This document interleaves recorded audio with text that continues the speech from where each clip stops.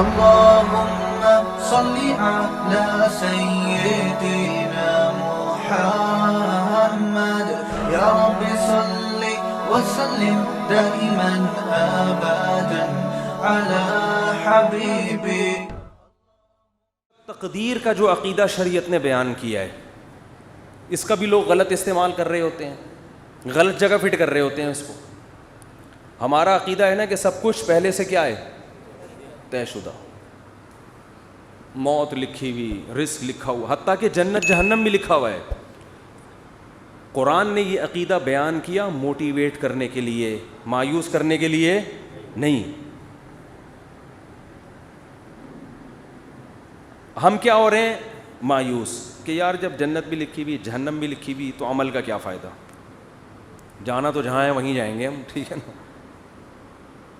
جب صحت اور موت لکھی ہوئی ہے تو صحت بنانے کا, جب ہر ایک کی عمر لکھی ہوئی ہے تو صبح جاگنگ کی ٹینشن لینے کا, بے بول لو کیا ہو گیا بھائی.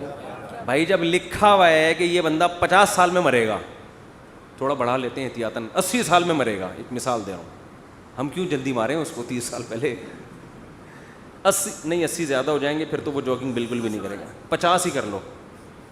فرض کرو یہ بندہ کب مرے گا, 50 سال. تو جاگنگ کا کوئی فائدہ ہے صبح صبح اٹھنے کا, کولیسٹرول لیول چیک کرنے کا, شوگر, لڈو, احتیاط, موٹاپا کم کرو, یہ سب ٹوپی ڈرامہ ہے. بھائی موت تو کیا ہے, لکھی ہوئی ہے, لکھا ہوا ہے. ہمارے ہاں بہاری, میں بہاری نہیں ہوں لیکن ہمارے دوستوں میں بہاری ہیں, ان کے ہاں مشہور ہے کہ جب انسان کی شامت آتی ہے تو اونٹ پہ بیٹھے ہوئے آدمی کو بھی کتا کاٹ لیتا ہے, حالانکہ کتا وہاں تک, لیکن جب شامت آتی ہے کتے کو اللہ وہاں پہنچا دیتے یا اونٹ کو بٹھا دیتے ہیں اس میں. ویسے شرافت سے اونٹ چلتا چلا جا رہا ہے, کتے کو دیکھ کے بیٹھ جاتا ہے زمین. بات بالکل صحیح ہے, جب شامت آتی ہے تو ایسا ہوتا ہے. یہ تقدیر کا عقیدہ ہے کہ جو ہے وہ ہوگا, لیکن مسلمان اس تقدیر کا غلط استعمال کر رہے ہیں.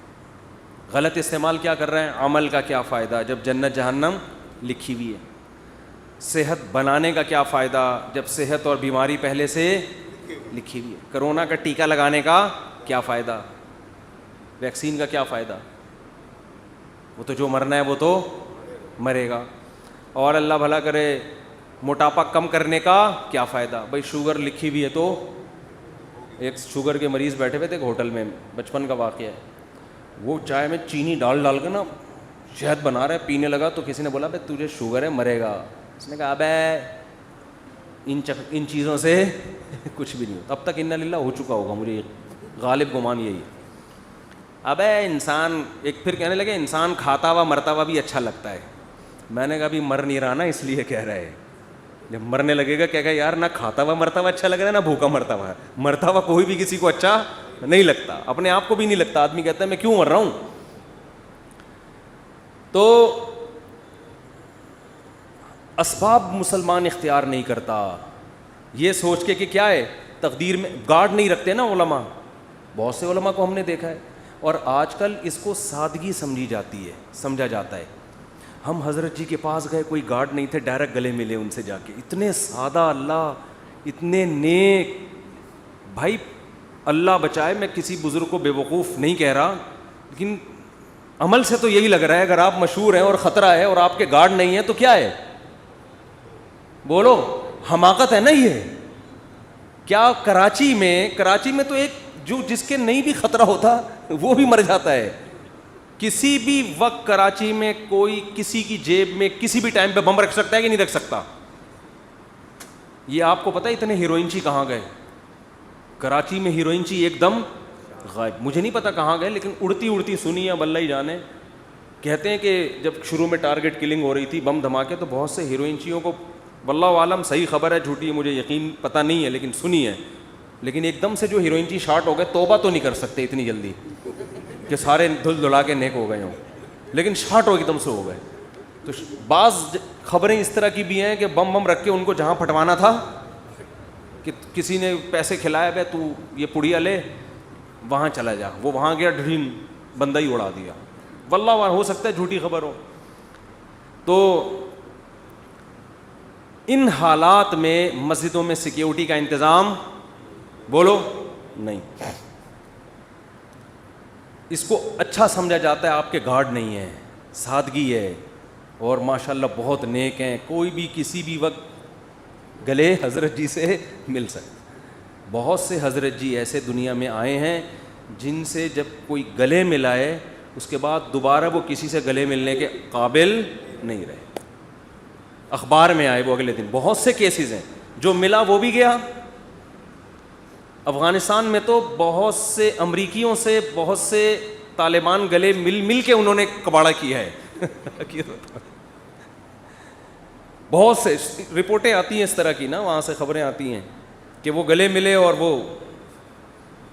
وہ جنت میں بھی اب کیا کر رہے ہیں، جنت میں یا برزخ میں بغلگیری ہو رہے ہیں. وہ چھوڑ ہی نہیں رہا اس کو، کہہ رہے اب تو کہاں لے کر آ گیا مجھے.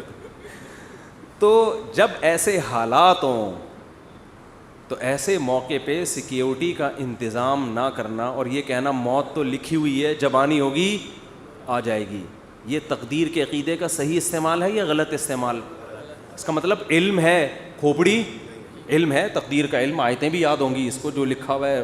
حدیث میں آتا ہے رسول اللہ صلی اللہ علیہ وسلم نے عبداللہ بن عباس سے فرمایا وَعَلَمْ أَنَّمَا أَصَابَكَ لَمْ يَكُنْ لِيُخْطِئَكَ، اے نوجوان، اے غلام، لڑکے، یقین کر لے جو مصیبت تیرے مقدر میں لکھی ہے ایسا ہو ہی نہیں سکتا کہ وہ تجھے نہ پہنچے، اور جو چیز تجھے نہیں ملنے والی، جو نعمت، یہ ہو ہی نہیں سکتا کہ وہ نعمت تجھے مل جائے. رفعت الاقلام وجفت الصحف، تقدیر کے قلم سے اللہ نے جو لکھنا تھا لکھ کے قلم کو ہٹا دیا اور اس کی سیاہی بھی خشک ہو چکی ہے، اب اس میں چینجنگ نہیں ہو سکتی. سب کچھ طے ہو چکا ہے، لیکن اس کے باوجود نبی کی زندگی دیکھو، احتیاط.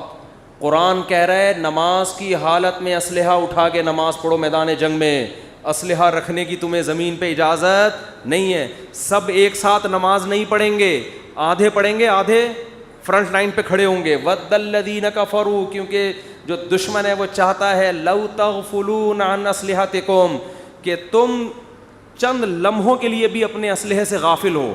اور غافل ہو کے کیا کر رہے ہیں؟ نماز. یہ نہیں کہ کوئی خدا نخواستہ کوئی گناہ میں مشغول ہیں، اللہ کی طرف مشغولیت کی وجہ سے دشمن سے کیا ہو رہے ہیں؟ غافل. یعنی عبادت میں مشغول ہونے کی وجہ سے کیا ہو رہے ہیں؟ دشمن سے غافل. اس میں تو یہ ہونا چاہیے، ہم سے کوئی پوچھتا تو ہم کہتے بھائی تم اگر اللہ کے لیے اللہ کی طرف مشغول ہو نماز میں تو اللہ تمہاری حفاظت کرے گا، کیونکہ تم اللہ کے لیے، تم کوئی گناہ تھوڑی کر رہے ہو. اور اللہ نے حکم دیا نماز پڑھنے کا، تو اللہ کے حکم کو فالو کرتے ہوئے تم اگر نماز میں مشغول ہوگے تو مدد تمہاری غیب سے آئے گی. دشمن تمہاری طرف آنکھ اٹھا کے بھی نہیں دیکھے گا. نہ اللہ نے فرمایا کہ نماز تو قائم کرنی ہے. سارے نہیں نمازی، وہ سب کو دیکھیں گے نماز پڑھ رہے ہیں، ایک ہی حملے میں سب کو قتل کر دیں گے. آدھے لوگ وہاں رہیں، آدھے کیا کریں؟ نماز پڑھیں. اور اگر یہ بھی ممکن نہ ہو، مثال کے طور پر اتنی بڑی تعداد نہیں ہے مجاہدین کی کہ آدھے وہاں رہ کے دفاع کر سکیں، تو اللہ نے فرمایا جماعت چھوڑ دو. فرجالاً او رکبانا، انفرادی بھی نہیں پڑھ سکتے تو پیدل موقع ملتا ہے چلتے ہوئے پڑھ لو، اور گھوڑے پر موقع ملتا ہے تو گھوڑے پہ نیت باندھ لو. گھوڑے سے اترنے کی بھی اجازت بولو نہیں آ رہی بات میرا خیال. تو یہ صحابہ بڑے آرام سے کہہ سکتے تھے بھائی جو لکھی ہوئی ہے وہ تو آ جائے، ہم تو نماز میں مشغول ہیں. ہمارے حضرت کے ہاں پہرا ہوتا تھا نماز کے دوران. جب حضرت نماز پڑھاتے تھے ممبر پہ گارڈ آ کے کھڑا ہوتا تھا، ایسے ریپیٹر لے کے یوں دیکھ رہا ہوتا تھا. بہت سے لوگوں نے حضرت کو لکھا یہ کون سا اسلام ہے؟ نماز میں ہم اللہ کی طرف مشغول ہیں اور محراب پہ ممبر پہ کون کھڑا ہوا ہے؟ گارڈ کھڑا ہوا ہے. نماز کے دوران یہ کیا ہے؟ میں نے فرمایا کہ نماز کے دوران نہیں بم پھٹ سکتا کیا؟ نماز کے دوران کوئی نماز توڑ کے نمازیوں پہ فائرنگ نہیں کر سکتا. یہ کون سی کتاب؟ یہ تو کسی کتاب میں نہیں لکھا کہ جی اللہ نے کہا ہے کہ جب تم نماز پڑھو گے تو نہ بم پھٹے گا، نہ کوئی دہشت گرد اندر داخل ہو سکتا ہے، اور تم سب سجدے میں ہوگے تو فرشتے تمہاری حفاظت میں لگے. نہ قرآن میں بھی نہیں لکھا، نہ حدیث کسی کتاب میں نہیں لکھا. یہ بہت سے مسجدوں میں بم دھماکے نماز کے دوران ہوئے ہیں. اچھا کچھ ویڈیوز میں نے دیکھی یوٹیوب پہ، اس میں بتایا کہ امام کا تقویٰ دیکھیں. زلزلہ آیا، امام صاحب کھڑے ہوئے ہیں نا، کام پی رہے ہیں، کھڑے ہوئے ہیں. زلزلہ آ رہا ہے، امام صاحب کیا کر رہے ہیں؟ ایک ایک کر کے مقتدی کھسک رہا ہے لیکن امام صاحب زندہ باد. یہ حماقت ہے پرلے درجے کی. نبی نے فرمایا نماز میں اگر سانپ دیکھو تو یہ نہیں فرمایا کہ خشوع و خضوع میں مشغول رہو, سانپ تمہارا کچھ بھی نہیں بگاڑے گا. صحیح بخاری مسلم کی غالباً حدیث ہے, آپ نے فرمایا اس کو مارو, قتل کرو سانپ کو. نماز توڑ دیں آپ, جا کے اس کو قتل کریں. بھائی کسی کو مار دے گا, نماز پڑھ لینا آرام سے, ورنہ نماز جنازہ ہوگی تھوڑی دیر میں, پھر 15-20 آدمیوں کی.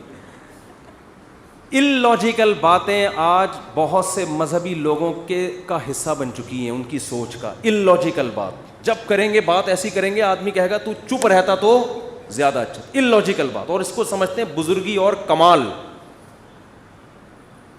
اسی وجہ سے مار بھی کھا رہے ہیں لوگ. بہت سے دینداروں سے نفرت کرنے لگے ہیں کہ یار ان کی باتیں کھوپڑی میں آنے والی نہیں ہیں, یہ پتہ نہیں کون سے زمانے کی باتیں کر رہے ہیں, یہ بس نہیں چلا جا سکتا دین پہ. بھائی یہ تو میں یہ عرض کر رہا تھا, ادھر قرآن نے حکم دیا کہ نماز کے دوران بھی, کیونکہ ایسا نا بلا وجہ کلاشن کوفے لے کے مسجدوں میں آ جائیں جہاں خطرہ ہو. میدان جنگ میں تو خطرہ ہوتا ہے نا, تو قرآن کیا کہہ رہا ہے, نماز میں بھی آپ نے اسلحہ اٹھا کے نماز پڑھنی. اور آدھے لوگ ادھر ہوں گے, یہ بھی نہ ہو فرجالن او رکبانا, تو پیدل یا سوار ہو کے نماز پڑھو. جماعت سے نماز ایسے موقع پہ کیا ہے, معاف ہے. کیونکہ اصل مسئلہ کیا ہے, وہاں کا مسئلہ ہے, پہلے اس کو نمٹاؤ.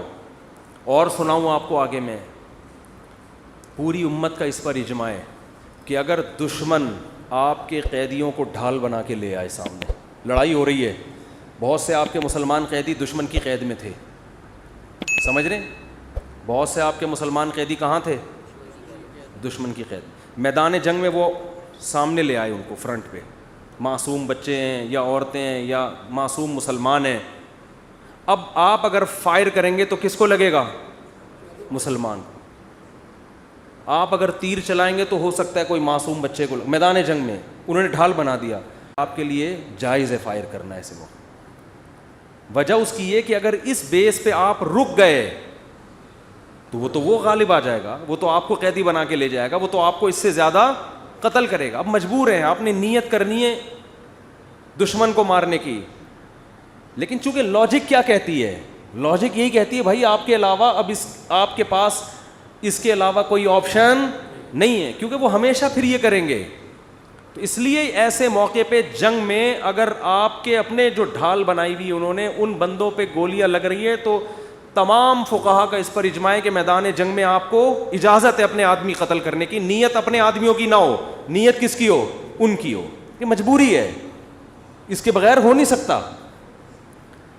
آج کوئی مذہبی آدمی اس طرح کی بات کرے, لوگ کہیں گے کیا کہہ رہا ہے, اپنے لوگوں کو قتل کرنے کی باتیں کر. عام حالات میں نہیں ہے, جب ڈھال بنا کے لائیں تو ہم نیت اس کی کریں گے دشمن کی, کہ بھائی اب مجبوری ہے, اگر مارا جا رہا ہے تو کیا کریں, ورنہ تو وہ ایسے موقع پہ کسی نے یہ نہیں لکھا کہ ہم مسلح بچھا کے بس اب تو ہمارے پاس دعا کے علاوہ کوئی آپشن نہیں. ہم کہیں گے اللہ یہ معصوم مسلمان ہمارے سامنے لے آئے, اے اللہ بس معاف کر دے, اے اللہ کیا کر, ہم تو مجبور ہیں. اب تو اللہ کہے گا بھائی زمین میں جب تک ہو تو جو اسباب اختیار کرے گا مدد اس کے ساتھ ہوگی.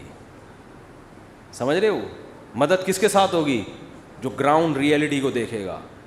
جنگ میں ایسا ہوتا ہے, چالیں چلی جاتی ہیں جنگ میں, مختلف حربے استعمال کیے جاتے ہیں. تو میں یہ عرض کر رہا تھا, یہ جو تقدیر کا عقیدہ ہے اس کا صحیح مطلب کیا ہے, اس کو سمجھیں. صحیح مطلب یہ ہے, کام کرنے سے پہلے آپ نے کامیابی کے تمام ذرائع, تمام وسائل, تمام اسباب بھرپور طریقے سے استعمال کرنے ہیں. سمجھ میں نہیں آ رہی بات؟ مثال کے طور پر آپ چاہتے ہو میں 90 سال تک زندہ رہوں, ہر آدمی چاہتا ہے. نہیں چاہتے تو بتا دیں, ہاتھ کھڑا کریں. جو حضرات سبھی چاہتے ہیں, ہر آدمی چاہتا ہے میں 90 سال تک. بہت سے لوگ اس لیے بھی چاہتے ہیں تاکہ پہلی والی مرے, اللہ معاف فرمائے, غلط سوچ ہے. ان کو پتہ ہوتا ہے ہماری زندگی میں اس کے مرنے کا کوئی چانس, بہت غلط سوچ ہے یہ میں بتا دوں, لیکن ہے بعض لوگوں کی. تو ہر آدمی چاہتا ہے, عورتیں بھی مرد بھی. آپ نے کیا کرنا ہے, اور اللہ کی طرف سے بھی اجازت ہے. حدیث میں آتا ہے, مفہوم حدیث کا, مسلمان کی جو لمبی عمر ہے وہ اس کے حق میں کیا ہے, رحمت ہے. اس کی زندگی میں رمضان کے روزے زیادہ ہوں گے, اس کی زندگی میں صدقات زیادہ ہوں گے, اس کی زندگی میں زکاتیں زیادہ ہوں گی. تو اعمال کہ ایک بہت لمبی عمر مسلمان اگر نیکیاں کرے اس میں تو بہت بڑی اللہ کی نعمت ہے, بہت بڑی رحمت ہے. اس کے پاس اعمال کا ذخیرہ بہت زیادہ, اس کے پاس لیلۃ القدریں زیادہ ہوں گی, اس کے پاس بقرعید کی قربانیاں زیادہ ہوں گی, بہت کچھ اس کے پاس زیادہ ہوگا. اب آپ نے کیا کیا, آپ نے کہا بھائی زندگی چاہیے, اللہ نے حکم دیا اسباب اختیار کرو. سمجھتے ہو, جو بھی اسباب, اور ہر چیز کے ماہرین سے پوچھا جاتا ہے کہ اس کا سبب کیا ہے. آپ چاہتے ہو, آپ کے پاس W11 ہے, مزدہ ہے, آپ چاہتے ہو کہ یہ لانگ لائف ہو اس کی, تو آپ مفتیوں سے پوچھو گے. آپ کس سے پوچھو گے؟ میکینکس, جو مزدہ کے میکینک ہوتے ہیں.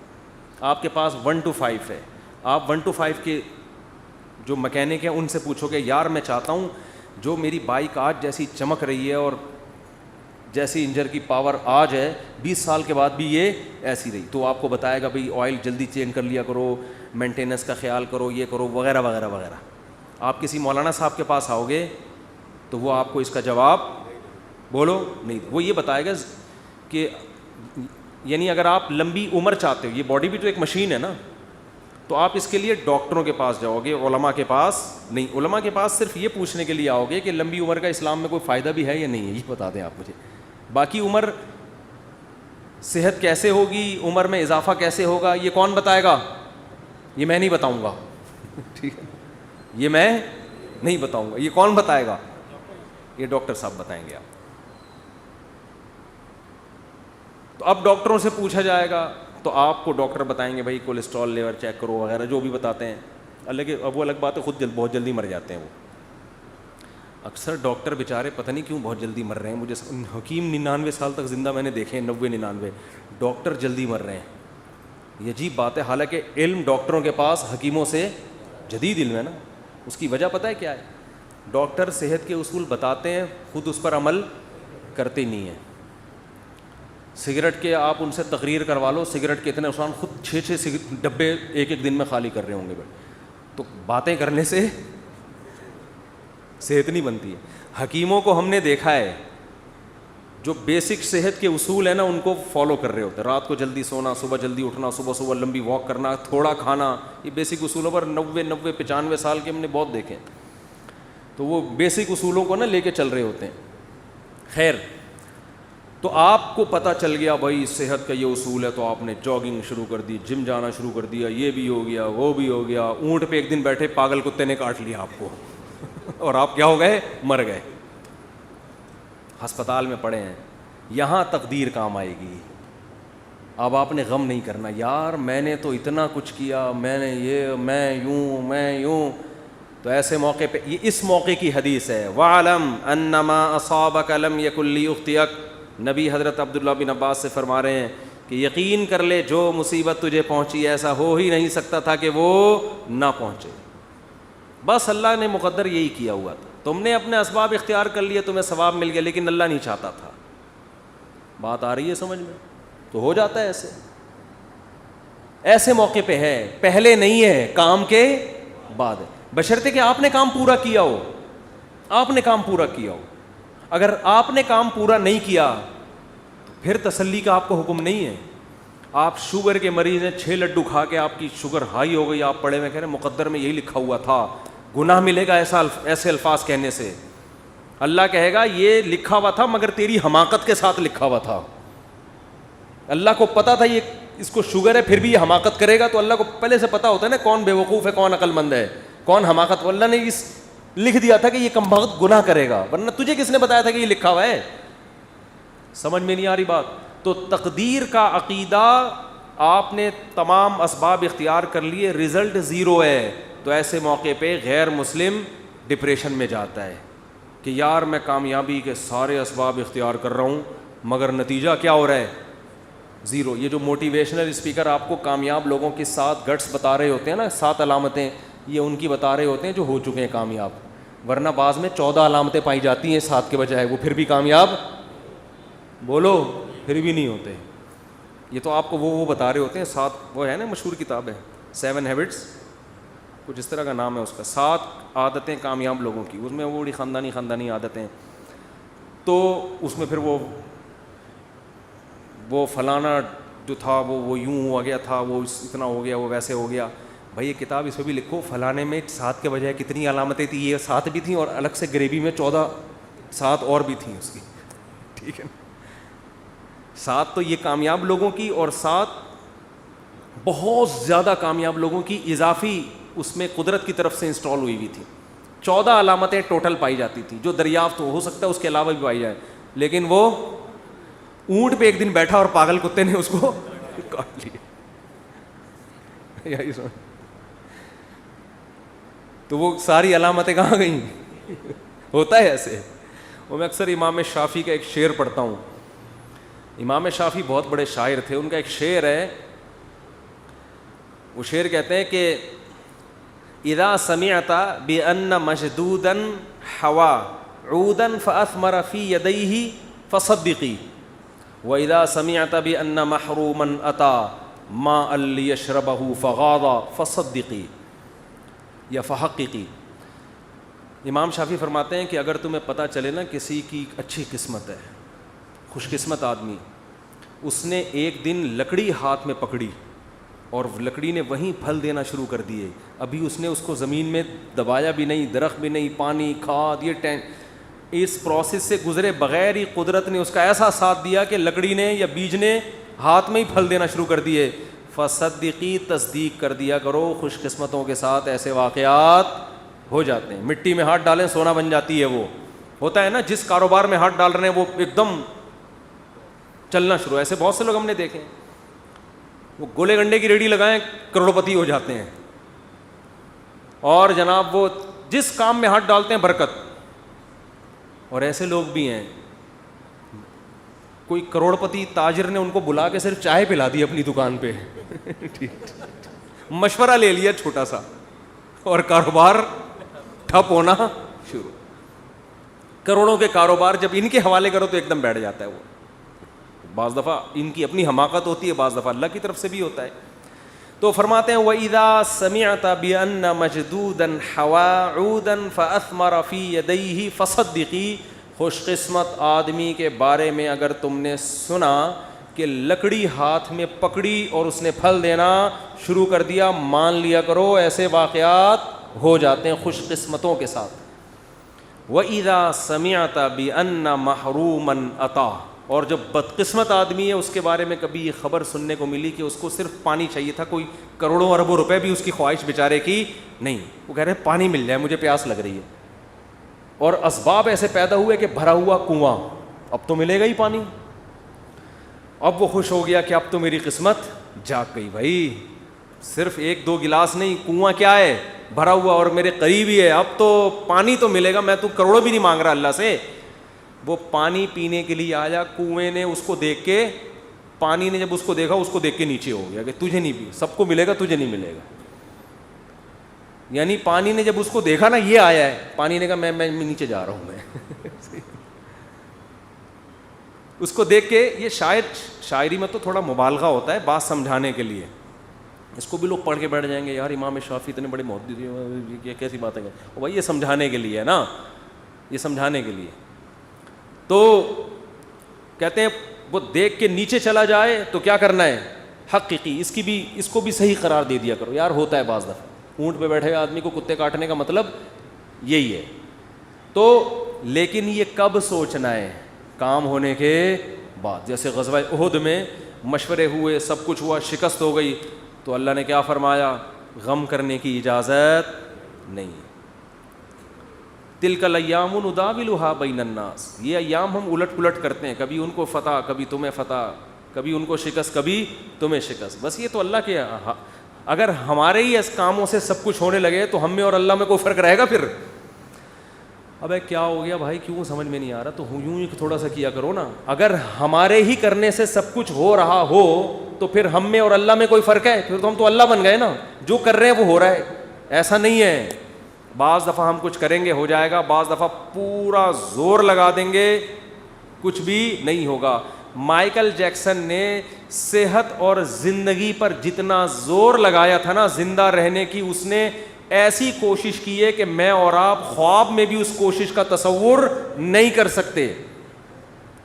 دیکھو ہمیں نہیں پتا ہمارے گردے صحیح کام کر رہے ہیں کہ نہیں کر رہے, ہمیں نہیں پتا, ہم نے تو لنگس ونگس کا کوئی ٹیسٹ کرایا نہیں, چل رہے ہیں توکل پہ یار, سانس آ رہا ہے, صحیح ہوں گے انشاءاللہ اللہ نے چاہا. ہم تو اس امید پہ جی رہے ہیں, اور اللہ نہ کرے گردے خراب ہو گئے, ہمارے پاس تو اسپیئر میں کوئی گردہ عین موقع پہ ہوگا, پہلے میں فلاں کا گردہ پکڑ, فلاں کا گردہ پکڑ, وہ بھی ریلیشن لوگوں کو پتہ نہیں ملتا بھی ہے کہ نہیں ملتا, یہ ٹینشن ہوگی کہ نہیں, ملے لگ گیا ٹھیک ہے, نہیں لگا انا للہ و انا الیہ. مائیکل جیکسن نے کہا یہ رسک میں نہیں لے سکتا. مائیکل جیکسن نے کوئی بندہ پکڑا, ڈاکٹر صاحب اس کا گردہ لگ سکتا ہے, ڈاکٹروں نے کہا ہاں لگ سکتا ہے. اس نے کہا تیرا گردہ میں نے اتنے کروڑوں میں خرید لیا, ابھی اپنے اندر ہی لگا رہنے دے, اگر بالفرض فیوچر میں مجھے کڈنی کی ضرورت پڑی تو تیرا جو رائٹ والا کڈنی ہے وہ تیرا نہیں ہے, وہ کس کا ہے, میرا, اور اس کے ایڈوانس پیسے پکڑ. یہ ہر مہینے پیسے دینا یہ حرام ہے, یہ اسلام میں یہ جائز نہیں ہے, لیکن ان کے یہاں کیا حلال حرام, جب ڈانس کرنا حلال ہے ان کے یہاں تو باقی کیا رہ گیا. تو یہ سارے جو پارٹس جو لگ سکتے ہیں اس کے پہلے سے سودے ہوئے نہیں. ہم کورونا کے باوجود غلط کر رہے ہیں, گلے مل رہے ہیں ایک دوسرے سے, اچھا کام نہیں ہے. اگر اس وقت مائیکل جیکسن زندہ ہوتا نا, کورونا کی ٹینشن سے ویسے ہی اس نے مر جانا تھا, یہ بتا رہا ہوں, کیونکہ وہ ہاتھوں میں گلوز پہنتا تھا کہ کسی کے ہاتھ سے ہاتھ مس ہوگا, اور جراثیم کی الیک میں برداشت نہیں, میں اپنے جراثیم کو کسی دوسرے کے جراثیم کو عید ملنے کی اجازت نہیں دے سکتا اپنے جراثیم کے ساتھ. اگر وہ غالب آ گئے اور میرے والے کمزور پڑ گئے تو میرا کیا بنے گا. آرمی بھیجی انہوں نے کہ بھائی اس کو اٹھاؤ, اس کا اتنا بڑا شو ہونے والا ہے, کروڑوں روپے کے ٹکٹ بک گئے ہیں, پولیس آئی, فوج آئی, نیٹو نے حملے کیے ہوں گے, اٹھ جا بھائی. اس نے کہا بھائی میں ایسا سویا ہوں مجھے دنیا میں کوئی بھی نہیں اٹھا سکتا, کیونکہ یقین نہیں آ رہا تھا کہ یہ کیسے سو گیا یار, پتہ ہی نہیں چلا کب روح نکلی ہے, دار خالق حقیقی سے جا ملی. تو یہاں مائیکل جیکسن کے لواحقین اول تو ہوتے ہی نہیں, ان لوگ کے لواحقین بھی نہیں ہوتے زیادہ, ان لوگوں کے لواحقین بھی زیادہ, نہ شادی ہوتی ہے نہ بچے ہوتے ہیں, لواحقین تو ہم لوگ کے ہوتے ہیں بھائی. میں نے بتایا تھا نا گدھے کا کوئی باپ, اس کو گدھا نہیں کہہ رہا مائیکل جیکسن کو, ایک مثال دے رہا ہوں. گدھے کا نہ ماموں ہوتا ہے, نہ خالہ ہوتی ہے, نہ پھپھی, نہ چاچا, نہ بھتیجا, نہ بھانجا. تو اگر آپ نکاح کے بغیر زندگی گزارتے ہو, گدھا نکاح کے بغیر زندگی گزارتا ہے نا, تو نہ اس کا خالہ ہے, نہ بھتیجا ہے, نہ ماموں, نہ چاچا. جو نکاح کے بغیر زندگی گزارتے ہیں ان کا بھی نہ باپ ہوتا ہے, نہ خالہ, نہ چاچو, نہ ماما. مائیکل جیکسن کا تھا, لیکن میں ایک مثال وہ بہت سمٹ کے بہت تھوڑے سے رہ گئے, ایک عدد ابا اور شاید ایک آدھ کوئی, شاید کوئی وہ ہیں بیوی تھی, بچی بھی ایک, چلو بہت بزرگ تھے ان کے. یہ بہت بڑا خاندان تھا مائیکل جیکسن کا کہ ایک عدد بیوی اور ایک عدد بچی, بہت عظیم خاندان. شادی پہ کتنے لوگ آئیں گے یار, اب شادی کس کی, بیٹی کی شادی پہ, سوری, ایک گورے نے کتاب لکھی ہے ٹینشن سے بچنے کی. اچھا جو بیٹی ہوتی ہے نا اس کا بھی باپ سے ریلیشن کیا ہوتا ہے وہ میں آپ کو اس کتاب میں بتا رہا ہوں. یعنی ایک بیٹی پیدا ہوئی, ان کا مائیکل جیکسن کی نہیں, ایک نارمل جن کی ہوتی ہے. گوروں میں ایک شخص نے, ماہر نفسیات نے کتاب لکھی ہے گوروں کو ٹینشن سے بچانے کے لیے. ٹینشن تو بہت زیادہ ہے نا وہاں پہ, ڈپریشن سے بچانے کے لیے. اس میں ایک بات لکھی ہے کہ اگر آپ کسی ٹینشن میں ہیں تو سب سے پہلے یہ طے کرنا ہے کہ یہ ٹینشن کسی اور کی ہے یا آپ کی ہے. بعض دفعہ آپ کسی اور کی ٹینشن میں خود لے رہے ہو. پھر اس نے مثال دی جیسے بیٹی کی شادی, اس نے کہا یہ بیٹی کی ٹینشن ہے, آپ کی یار تو کیا کہہ رہے ہیں یار. اس نے کہا یہ آپ کی ٹینشن نہیں ہے, یہ کس کی ٹینشن ہے. تو آپ تو اس کو لطیفہ اس لیے سمجھ رہے ہو کہ ہمارے ہاں باپ بیٹی کا ریلیشن بہت مضبوط. بیٹی کو اتنی ٹینشن نہیں ہوتی جتنی باپ کو ہوتی ہے, کیونکہ بچیاں تو نہ سمجھ ہوتی ہیں, ان کو نہیں پتا ہم فیوچر کو تباہ کر رہے ہیں. باپ کو زیادہ ہوتی ہے. تو بھائی آپ خدا کے لیے ایسی کوئی کتاب نہ لکھیں. آپ جب ماہر نفسیات ہوں تو لکھیں کہ اگر آپ کی بیٹی کی ٹینشن ہے تو وہ آپ کی ٹینشن ہے, اس کو حل کس نے کرنا ہے, کیونکہ آپ اس کے باپ ہو. صرف بلڈ ریلیشن نہیں ہے, ایک روحانی ریلیشن بھی ہے باپ بیٹی میں. خیر کہاں سے بات چلی تھی, کدھر کو نکل گئی, میں کیا بتا رہا تھا یار بیان. تو میں یہ عرض کر رہا تھا کہ تقدیر والی آیتیں بھی جہاں فٹ کرنی چاہیے وہاں نہیں ہو رہی, بلکہ مایوسی پیدا کرنا, عمل میں ڈھیلے ہونا, دکان پہ بیٹھا ہوا مکھیاں مار رہا ہے, ابے جو مقدر کی روزی, جو میں نے دیکھا ہے نا لوگوں کے ڈائلاگ, ابے جو مقدر میں لکھا ہوا ہے وہ تو آئے گا. اب کیا بیٹھ کے باتیں بولیاں لگا رہے ہیں, اور پبلسٹی کر رہے ہیں اور اس کو اتنا. اب ایک تاجر سے میں ملا, ماشاءاللہ ان کی اچھی آمدن. میں نے کہا یار آپ کا نہ میں نے کہیں ایڈورٹائز دیکھا ہے آپ کی کمپنی کا, نہ کو آپ تو ٹھیک ہے اللہ نے آپ کو دیا ہے تو ذرا پبلسٹی کرو اس کی, تھوڑا کام بڑھاؤ. اس نے کہا یار روزی تو کس سے آتی ہے, مقدر سے, بس اللہ بہت دے رہا ہے, مجھے کیا ضرورت ہے. میں نے کہا پہلی بات آپ کو ضرورت نہیں ہے, قوم کو ضرورت ہے. نیک لوگوں کے پاس پیسہ ہوگا تو فائدہ قوم کو ہوگا.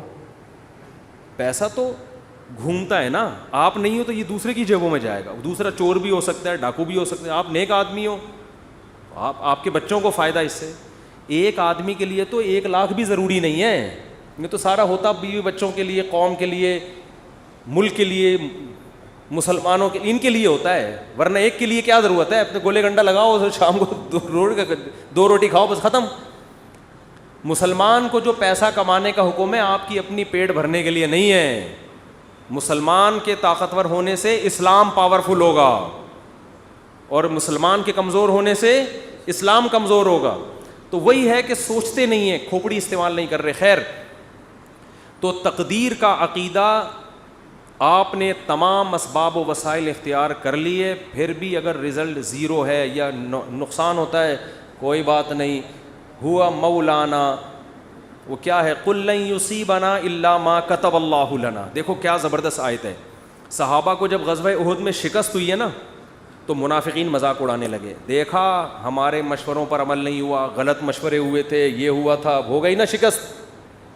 تو صحابہ کو اللہ نے حکم دیا ان کو یہ کہو لن یصیبنا الا ما کتب اللہ لنا. ہمارے جو ساتھی شہید ہو گئے, ہمیں جو شکست ہو گئی, ہمیں جو زخم پہنچے, ہمیں وہی مصیبت پہنچی ہے جو ہمارے رب نے لکھی تھی.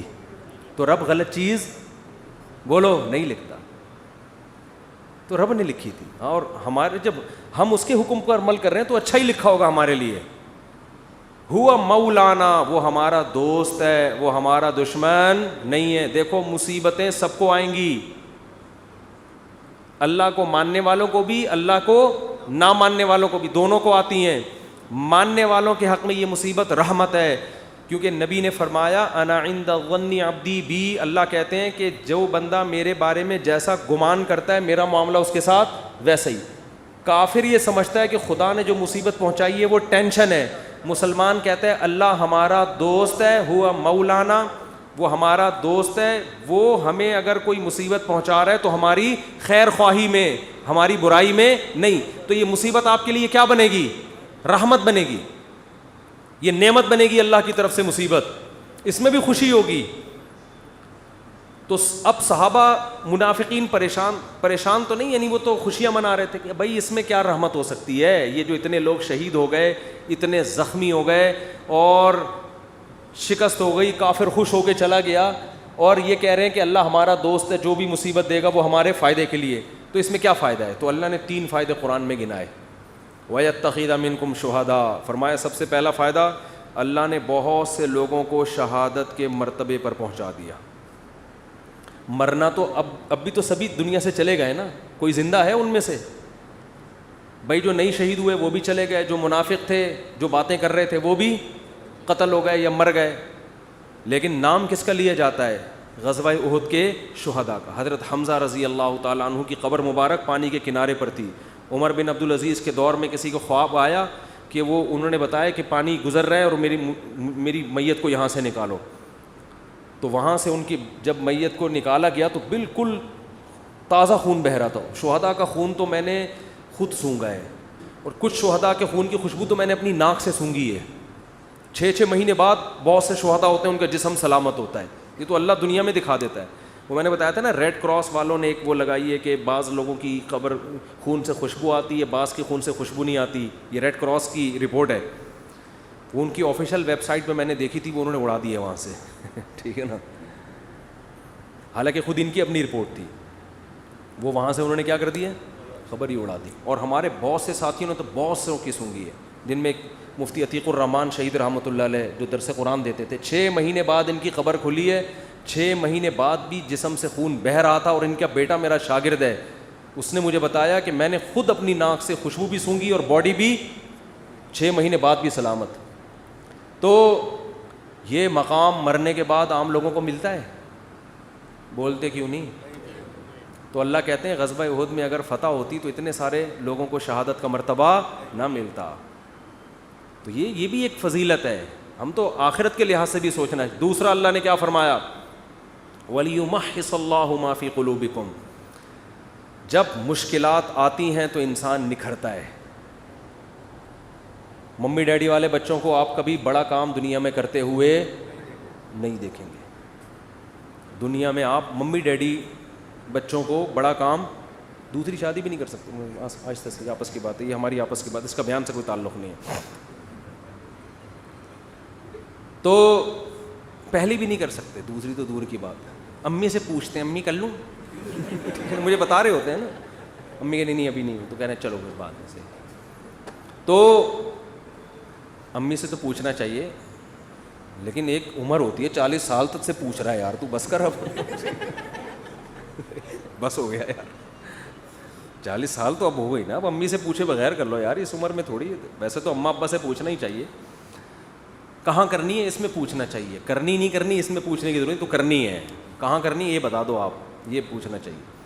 اچھا خیر, تو اللہ کہتے ہیں کہ یہ مشکلات دیکھو, دنیا میں جہاں بھی فورسز کو ٹریننگ دی جاتی ہے تو گدوں پہ نہیں دی جاتی, ایئر کنڈیشن کمروں میں اور گدوں پہ سلا کے آرمی کو ٹریننگ نہیں دی جاتی کہ جی آپ نے کیڈٹ کالج میں گئے, سوری آپ نے جو ہے نا وہ کیڈٹ بھرتی ہو گئے, اب آپ کی 1 سال کی ٹریننگ ہے, آپ فوج میں گئے, جی کہاں ٹریننگ دی جائے گی, جی وہ فلاں مولٹی فارم کا گدا ذرا ایسا ہے اس پہ چوٹ نہیں لگتی, وہاں آپ کو ہم اچھل کود سکھائیں گے. ایسا ہوتا ہے. ان کو ٹریننگ دی جاتی ہے مشکلات میں, جنگلوں میں. اور وہ جو ایس ایس جی کمانڈوز ہوتے ہیں, ایس ایس جی کمانڈوز سے ایک میں نے انٹرویو لیا کچھ دن پہلے, اتنی ٹف ٹریننگ, میرے ہوش اڑ گئے یار. میں نے کہا انسان ہو یار, کیا ہو تم, 30-35 آدمی رہ گئے تھے, پتہ نہیں کتنے ہزار گئے تھے اس میں ٹریننگ میں. تو بہت ٹف ٹریننگ ہوتی ہے, لیکن وہ ٹف ٹریننگ کے بعد لائف بن جاتی ہے, پھر کوئی کام ان کو ٹف لگتا نہیں. اس نے مجھے بتایا کہ ایس ایس جی ٹریننگ میں اتنی ٹف ٹریننگ ہوتی ہے, جنگلوں میں چھوڑ دیتے ہیں بغیر پانی کے, بغیر خوراک کے, اور اس ٹف ٹریننگ میں بہت سے لوگ بھاگتے, جو بھاگنے چاہتا ہے اس کو بھاگنے دیتے ہیں کہ بھئی یہ زبردستی والا کام نہیں ہے. بھاگتے بھاگتے تھوڑے سے لوگ آخر میں رہ جاتے ہیں. تو ٹف ٹریننگ کا فائدہ کیا ہوتا ہے, لائف آپ کی بن جاتی, پھر کوئی کام آپ کو ٹف لگتا نہیں, آپ چل سکتے ہو, آپ دوڑ سکتے ہو, پھر بہت اچھی زندگی گزرتی ہے, آپ ہنسی خوشی زندگی. جیسے پاکستانی جب باہر جاتا ہے تو سویڈن اور آسٹریلیا جیسے ملک میں ان کو ٹینشن نہیں ملتی تو وہ پاگل ہونے لگتے ہیں. اتنی ٹینشنیں دیکھی ہوتی ہیں, وہاں جا کے گوگل پہ ٹینشن لکھ کے تلاش کر رہے ہوتے ہیں, بھائی کہیں سے کوئی ٹینشن ملے تو ہمیں تھوڑا, جتنی بجلی استعمال کر رہے ہو اتنا بل آ رہا ہے. اور حکومت بے روزگاروں کو بھی الاؤنس دے رہی ہے. ہسپتال میں جاؤ, اتنے خوبصورت ہسپتال, میں نے تھائی لینڈ کا ہاسپٹل دیکھا بھائی, اتنا خوبصورت, بد گدے مدے, بھائی اتنا, گھر میں آدمی کو وہ سہولت نہیں مل رہی ہوتی, تو اتنا کوئی ٹینشن ہی نہیں ملے گی تو بعض دفعہ آدمی عادی ہو جاتا ہے نا ٹینشنوں کا. دوسری شادی والا تو ایسے ملکوں میں رہ ہی نہیں سکتا, حقیقت بتا رہا ہوں آپ کو میں. تو میں یہ عرض کر رہا تھا, قرآن نے کیا کہا کہ جو زخمی ہوئے اور یہ جو اتنا مسائل آئے, اس سے اللہ تمہارے دلوں کو کیا کر رہا ہے, نکھار پیدا کر. شاعر نے کہا ہے نا, آئینہ بنتا ہے رگڑے لاکھ جب کھاتا ہے دل, کچھ نہ پوچھو دل بڑی مشکل سے بن پاتا ہے دل. دل کو جب رگڑے لگتے ہیں نا, خواہشات کے خلاف چلتا ہے انسان, پھر دل کیا ہوتا ہے, چمکتا ہے. جس کی ہر خواہش پوری ہو اس کا دل مردہ ہو جاتا ہے. تبھی رمضان میں نور پیدا ہوتا ہے دل کے اندر. بھوکا پیاسا رہ کر کھانے پینے سے نور پیدا نہیں ہوتا, نحوست آتی ہے, ہر خواہش آپ کی پوری ہو رہی ہے. تو تیسری اللہ نے نعمت یہ بیان کی کہ منافق اور مخلص میں اللہ نے کیا فرق کر دیا ہے, فرق. اگر ہمیشہ فتوحات ہوتی رہیں گی تو پتہ کیسے چلے گا اپنا کون ہے اور غیر کون, پھر تو بھیڑ چال ساری دنیا اکٹھی ہو جائے گی. اب اس پر ایک اشکال ہوتا ہے کہ اللہ تو خود بھی تو بتا سکتا ہے کہ منافق کون ہے اور نیک آدمی, اتنی ٹینشن میں تو نے ہم لوگ کو ڈال کے بتایا ہے. تو اللہ نے فرمایا وما کان اللہ لیطلعکم علی الغیب, اللہ کی عادت نہیں ہے کہ غیب کی خبریں تمہیں بتاتا رہے. اللہ نے دنیا کو دارالاسباب بنایا ہے, اسباب میں ڈالے گا تم نکھرو گے, اس سے پتہ چلے گا اپنا کون ہے اور غیر کون. اگر اللہ نہیں کرنا ہوتا تو سب کچھ اللہ ویسے ہی کر دیتا. اللہ تمہیں آزمائے بغیر تمہارے دل کو اچھا بنا دیتا. اللہ ویسی شہادت کا دنیا میں ہی ثواب دے دیتا سب کو, جو مرو گے شہید والا ہی ثواب ملے گا. بھائی یہ دنیا دارالاسباب ہے, پہلے اس پروسیس سے گزرو گے اس کے بعد رزلٹ. تو 3 فائدے اللہ نے قرآن میں بتا دیے. شکست کے باوجود کتنے فائدے ہوئے ہیں؟ 3. اور اللہ نے کہا کہ منافق جو تمہارا مذاق اڑا رہے ہیں ان سے کہو لن یصیبنا الا ما کتب اللہ لنا, ہمیں تو وہی مصیبت پہنچی ہے جو اللہ نے لکھ دی ہے. ہوا مولانا, وہ ہمارا دوست ہے. اور هل تربصون بنا الا احدى الحسنيين ونحن نتربص بكم, ہمیں تو کامیابی ہے, لیکن ہم جو تمہارے ساتھ انتظار کر رہے ہونے والا کیا ہے؟ جو ٹینشن تمہیں پہنچے گی وہ اللہ کی رحمت نہیں ہوگی. وہ کیا ہے؟ ان یصیبکم اللہ بعذاب من عنده او بایدینا, ہماری تلوار سے تمہیں عذاب ملے گا یا اللہ کی طرف سے جہنم میں. یعنی یا تو اللہ ہم سے تمہیں لڑوا کے تمہیں شکست دے کے تمہیں ذلیل کرے گا, رسوا کرے گا, یا آخرت میں اللہ تمہیں رسوا.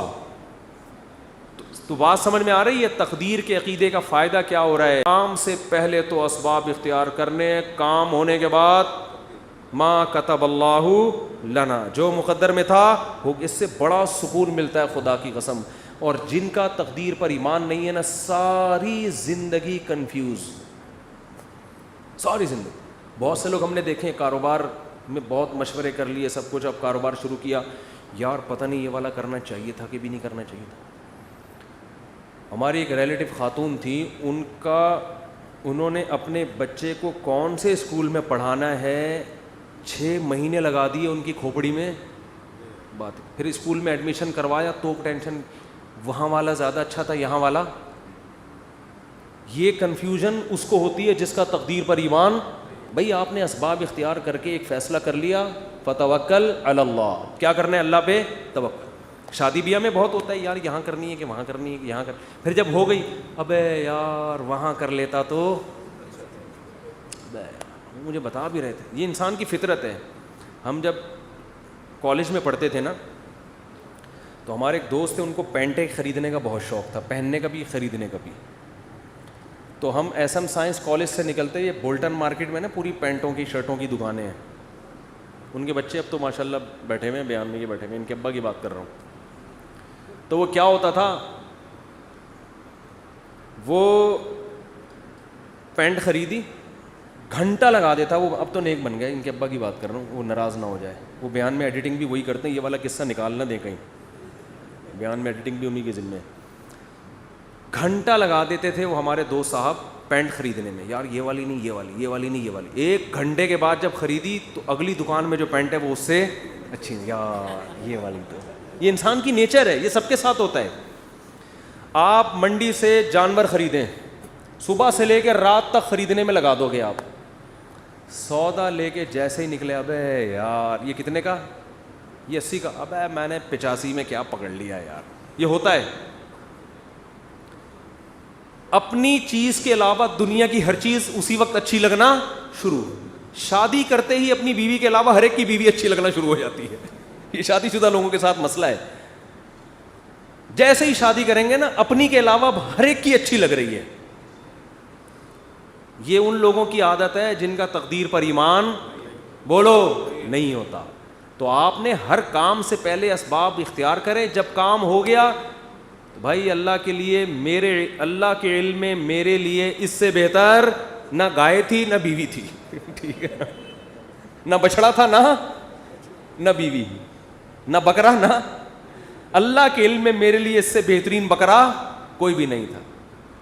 اگرچہ یہ صبح سے بک رہا ہے, بول رہا ہے کچھ نہ کچھ. تو اسی طرح جب خوب محنت کرو, جب ہو گئی شادی ہو گئی, اللہ کے علم میں اس سے بہتر میرے لیے کوئی بیوی ہو نہیں سکتی.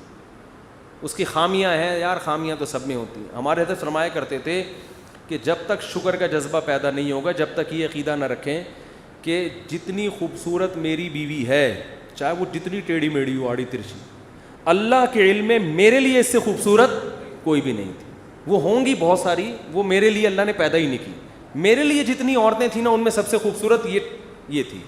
جب تک یہ جذبہ نہیں ہوگا آپ کو سکون. اور عورت بھی یہ سوچے بھائی جتنے میرا میاں کتنا ہی آڑا, ڈینٹنگ پینٹنگ کا بہت کام ہے اس میں, ٹھیک ہے نا, بہت کام ہے, لیکن اللہ کے علم میں میرے لیے اس سے بہتر ہسبینڈ ہو نہیں سکتا. وہ ہوں گے, وہ خواتین کی بھی عادت ہے ناشکری والی. عورتیں اکثر اپنے میاں سے بحث کر رہی ہوتی ہیں, اس کے میاں کو دیکھا وہ تو یہ شاپنگ کراتا ہے, وہ تو یہ خریداری کرتا ہے. اس کے میاں میں جو خامیاں ہیں وہ بیان نہیں ہوتی. ایک صاحب کہنے لگے, ایک خاتون نے کہا کہ بھئی وہ انگریز شوہر ہے, وہ اتنا تھینک یو, اتنے اچھے اخلاق سے اپنی بیوی سے بات کرتا ہے, اور ایک آپ وہ گالیوں سے بات شروع کرتے ہو, گالیوں پہ ختم کرتے ہو. تو میں نے کہا گالیاں والی تو نہیں دینی چاہیے, لیکن اس کو بولو یہ جو انگریز ہوتے ہیں نا, صرف تھینک یو کے علاوہ ایک دھیلا اپنی بیوی کو دے کے دکھائے. تو آپ اپنی وائف سے بولو کہ سارا نان نفقہ میرا معاف کر دو, گیس بجلی کا بل معاف کر دو, پھر اور اس ہر نوٹ کے بدلے میں ایک تھینک یو. نہیں آ رہی بات, ہر نوٹ کے بدلے میں ایک تھینک یو. تو تھینک یو کی گردان پوری بیٹھ کے سنا دے گا, زندگی میں کبھی اس کی پیشانی میں بل نہیں آئے گا. تو یہ انسان کی نیچر ہے, دوسرے کی خامیاں نظر نہیں آتی, خوبیاں, اور اپنے والے کی خوبیاں نظر نہیں آتی, خامیاں نظر آتی ہیں. یہ مرد کے ساتھ بھی ہوتا ہے, عورت کے ساتھ بھی. لیکن جن کی طبیعت میں اللہ نے شکر کا جذبہ رکھا ہے, تقدیر پر ایمان رکھا ہے, وہ کہتے ہیں اللہ کے علم میں میرے لیے اس سے بہتر کوئی بھی نہیں. کوئی اگر تعریف بھی کرے نا اس کے سامنے, عورت کے سامنے, کہ میرے میاں تو اتنے اچھے ہو گئے, تیرا میاں میرے میاں سے اچھا نہیں ہو سکتا, صحیح ہے نا, اس کو یہ بتایا کریں.